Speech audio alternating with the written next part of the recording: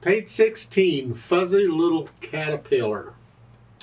At the top of the page, introducing another musical symbol.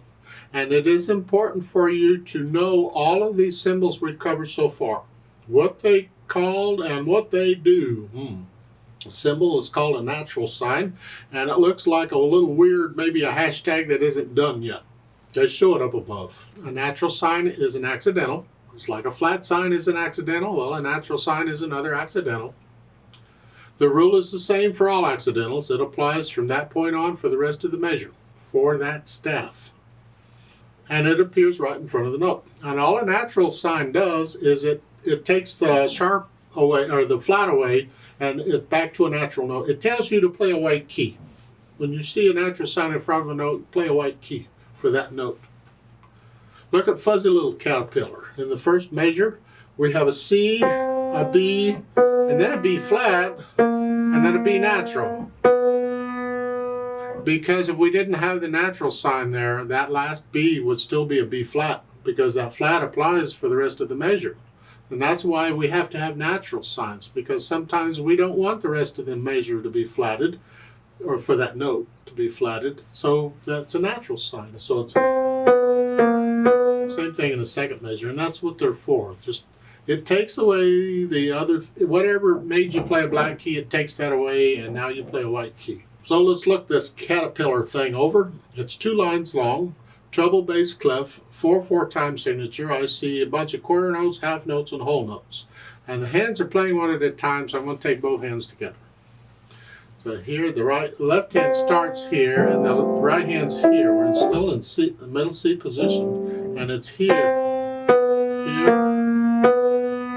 Isn't this fun? 1, 2. 1, 2, 3, 4. Okay, you go through and get the notes, okay?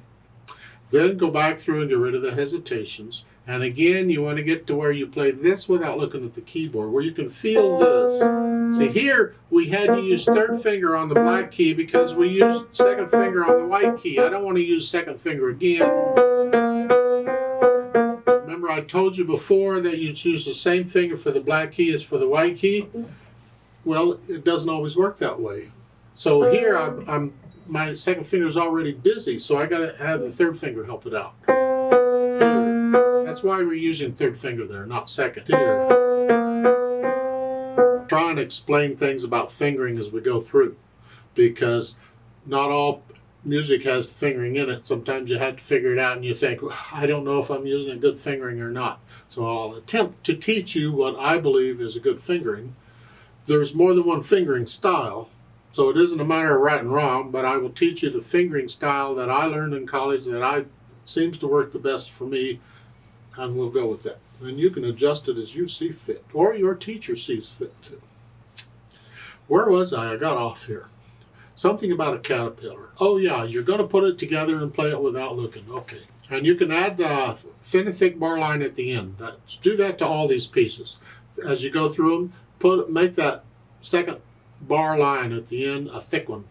As far as interpretation goes, well, natural accents. 1, 2, 3, 4. I can exaggerate it.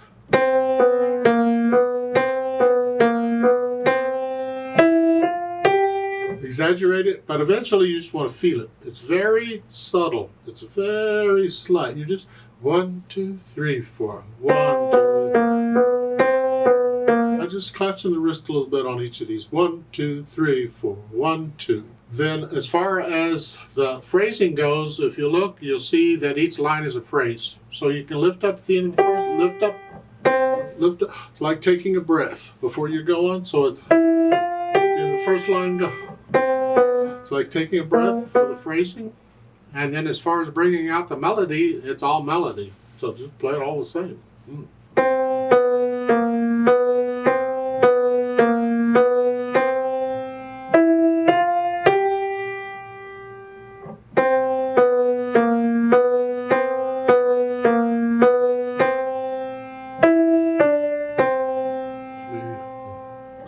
Again, you leave both hands on the keyboard until it's over. at the end. When I'm doing that, my left hand stays right there until it's over. Let's play this together very slowly and check the notes and the rhythms, and I'll give us 4 counts. I am going to lift up at the end of the first line for the phrasing. 1, 2, ready, go.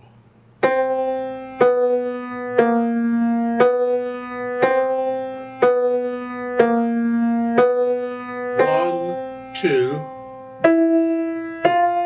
1, 2, 3, 4.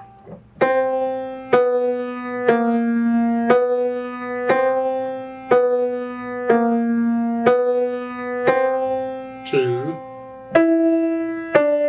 1, 2, 3, 4.